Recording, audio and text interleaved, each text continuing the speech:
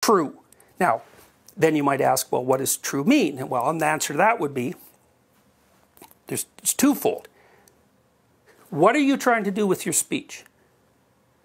There's two things you can do with it. One is, you can manipulate reality so that it does what you want it to do. So, and that's the sort of speech that people use when they're trying to get what they want. The problem with that is that there's no way that they can't actually know what they want. They just hypothesize what it is that they want based on some theory, and then they try to manipulate the world so that they get that. But it's an unsatisfying venture, and often when they do get it, it's not good anyways. So, and it involves a kind of falsity of speech. The other way is to try to say what you mean and think and perceive as clearly as you possibly can, always, and see what happens.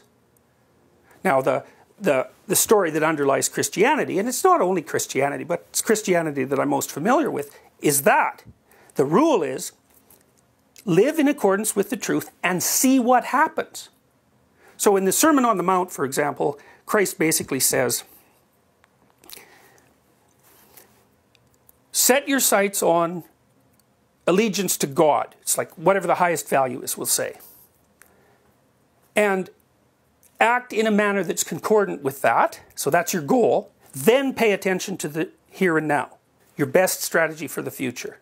Well, you know, then you might say, well, prove that. It's like, well, that's when the question starts to become existential. It's like, well, you can't prove it, you have to try it. That's like Kierkegaard's leap of faith. You cannot tell if this works unless you do it.